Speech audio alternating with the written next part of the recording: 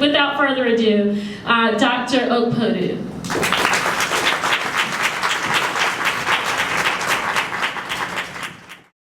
So I wonder, we have changed, time is changing. We're no longer an industrial revolution type of based economy. We now are a knowledge-based economy.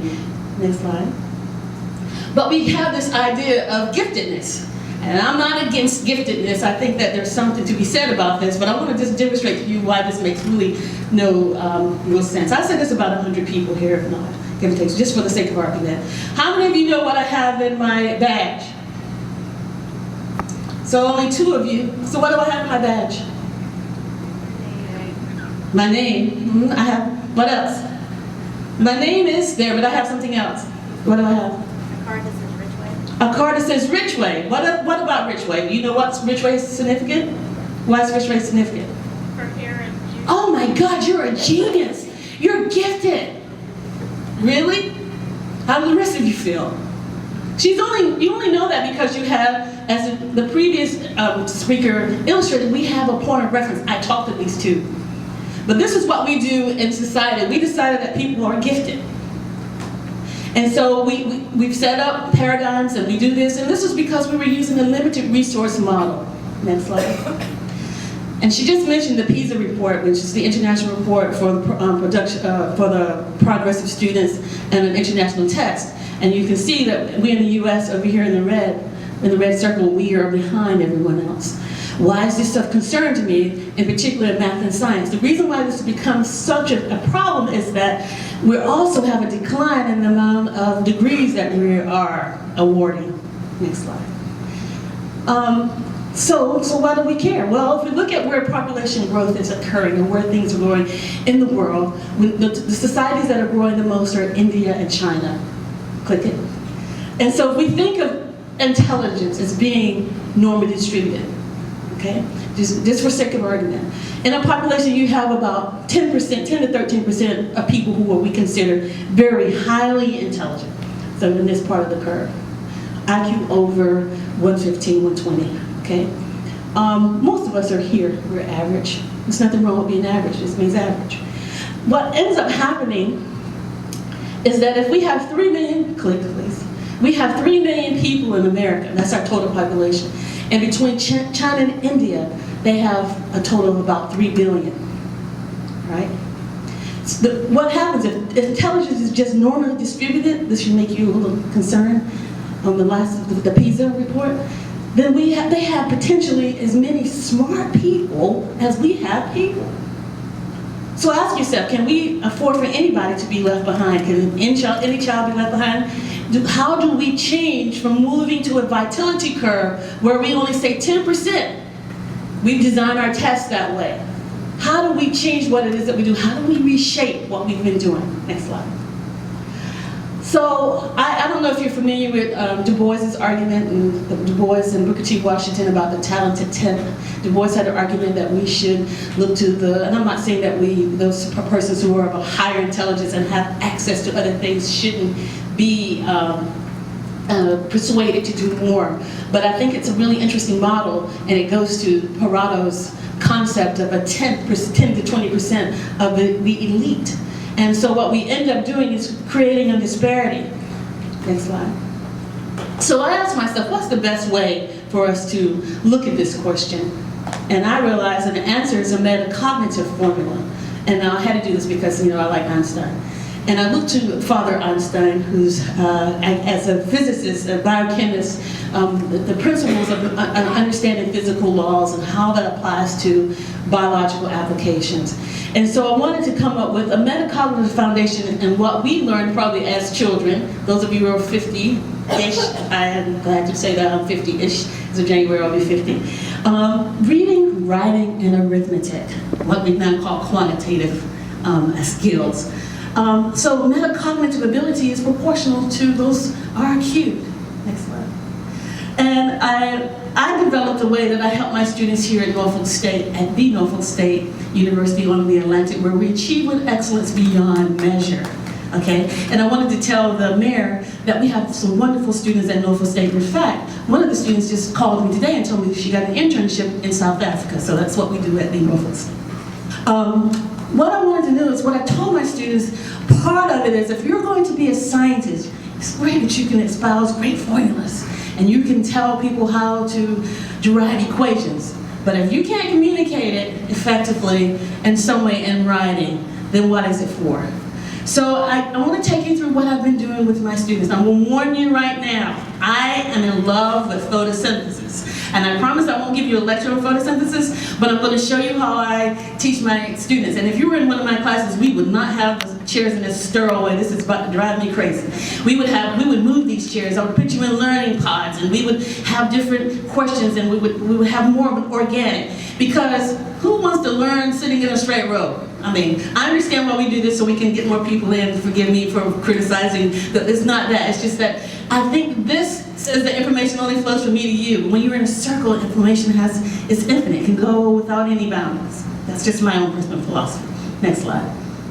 So, you don't have to be scared. You're only going to learn 3 things about this slide, and I'm going to help you. So the first thing you're going to learn is that photosynthesis is the ability to have everything that you need. So I show this slide because this organism here is actually one that a friend of mine and I got from Germany, and we got it out of a volcano. Don't ask me how we got it out of volcanoes, but Wolfgang got it and sent it to me about 15 years ago. We've been studying it. Now, I study a process called oxidative stress metabolism. Getting up here on the stage, I'm sure my antioxidant metabolism is just really, off the chain now because I'm a little nervous. But you probably know about this first enzyme, superoxide dismutase, thanks through Cindy. She's a supermodel. Who gets on, what is her last name? Crawford. Cindy Crawford. She gets on the commercials, on the infomercials, and she talks about the anti-aging. So when I mention the superoxide dismutase to my students, they have a point of reference. They've seen these commercials, and so then I have them to do a literature search. Go find out what it means. Why is it important? Every living cell that we have studied has this enzyme. And so my students get an understanding that, it's related to aging, it's related to a number of cancer processes, and it's related to disease. And so I've now got them interested in what it is that I want to sell them. So the next thing we talk about this end product here, this enzyme, glutathione reductase.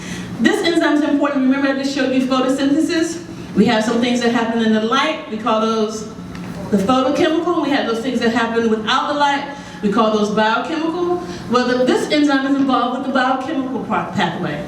And so what I've told them now, and these are freshman and sophomore students who have very little knowledge, is that I've gotten their interest. And I tell them at the end they're going to be able to write about this. And they're going to write about it and explain it in such a way that their grandmothers and grandparents will be able to follow what it is that they're doing. And I'm going to show you examples of that. So what I do is I tell them the next thing, why is this important? Why you should know this? What are some of the practical applications of knowing the antioxidant enzyme pathway? Because it's not just learning one enzyme has an effect on the other, has an effect on something else, but you're not only measuring the enzymes changing in the conditions in light and dark, but you're also looking at electrons flowing. Because oxidation and reduction is not only changing protons, but you also change the electrons. As long as I explain it that way and say, and don't say, I'm going to teach you redox chemistry, my students follow me. They were like, oh, this is fascinating. So I think a part of it is the delivery in which we choose to give information. And so I make sure I tell them about their signal transduction, electrodes, new diagnostic tests, that what they're learning has real meaning in the world, new ideas that they can explore. And then for those who are in an education and want to make sure I have a concept map, I make sure that I cover these concepts. These are all the things that the students are able to do by the time they finish my botany lab. Next slide. And here's an example of what I give them. I show them that this is a derivation on a theme, and that it's not just plant science related, but you also can do it with animals. When we talk about difference of potential with high blood pressure, and talk about channel blockers, that you can measure the potential across your muscles and your heart muscles. So they see that it's not just a plant science application, and they realize that it's a eukaryotic, which we're all eukaryotes, both plants and animals, to figure out it's a process that has a theme across organisms. Next slide. So then I tell them they have to write what they did for the semester, and this is how the rhetoric comes along. Because what I think we've done is as scientists, we have not made writing a priority. This is an actual essay that I had students, and I make it very hard for them. I tell them they have to tell the audience about superoxide dismutase, but they also have to tell me how that is important to the world. And I know there's a lot of words on here, and I highlighted something I wanted you to see, because this gets to the metacognitive development of the student, moving outside of how they just know the information. If you read the first part of this, and this blue means that I edited it, but if you read the first part, there's some metacognitive, they know the knowledge, they know what the enzyme is, they know what the enzyme does, they can tell you how it works and what changes it. But down here, they had to make some leap of how this is going to be applied. So now that this is relevant to them, it's no longer learning in isolation. If I was to ask them how would this, what you learned from last semester can apply for your application to medical school, they have, when they go for this interview, they now have something that they can talk about. Next slide. Now teachers, when I tell them this, that I do a lot of writing, I have 40 students in my class, and every exam is a written exam. I don't believe in multiple guessing tests as the only way of evaluating. I do that because they're going to take standardized tests, but I give a written exam. And so I said, well, how do you do that? Well, we have technology. So there's a free app that you can use from paperrater.com. And this is just to show you, I just simply copy, they put their stuff in the blackboard, I copy it and I put it in to this thing to make sure A, they haven't plagiarized it, B, how many writing errors they have, and to make sure to help the students. I also give this to the students to go back and improve your essay. Because I think if you can become an effective communicator through writing, the world is yours. Next slide. And this is just another example of an essay. I won't go through everything, but I like what the student, now the importance of the experiments can be perceived in a plethora of ways, in questions of why and how. The most important questions are, can we apply this experiment for human benefit, and when can it be applied? So this student ended up wanting to come back and work in the lab. After telling me when they came to the lab they wanted to be a medical doctor, and now they're thinking about going into plant physiology, so I have a convert. Next slide. And I just show you this, that whenever the computer grades it, it gives it a grade here. It gave this essay a grade of B because it had some things that it didn't recognize. But it let me know that the student didn't plagiarize it. It was the student's thought, it didn't have any grammatical errors, and then I can talk to the student about how to improve it. So my 3 principles in guiding what it is that I do is that I know, and people, I want to have a conversation with you when we think offline, because this is something I think we have to go back to. And we have to assess prior knowledge. Now it makes no sense for me to give a test on what students already know, but we do that. And so I spend a lot of my time giving pre-tests, figure out what it is that they don't know. Then I go and I look at the inventory of what they didn't know, and the next lecture, I prepare the lecture on the items that my student didn't know. Because I figured if they knew that, well, I'm teaching what they already know. And so I'm able to do that. Then I provide them a firm foundation. I'm able to see if they're able to apply this to real application. Because when that PISA test, one of the things we have, one of the problems we have is our students cannot think beyond the basic memorization. They're not able to apply. And the last thing I do is I engage them by integrating knowledge through writing and physical principles. Last slide. So metacognitive foundation in the basics and R squared. I want to add art in there now. So I'm changing my formula. Say MC equals A times R cubed. Art times these 3 processes. Because I think it's so succinctly said by Dr. King that the function of education is to teach one to think and to be able to analyze critically. And so I want to have a conversation and start the ball rolling that I think we need to get back to basics. And we now have the technology that would allow us to do that. Thank you.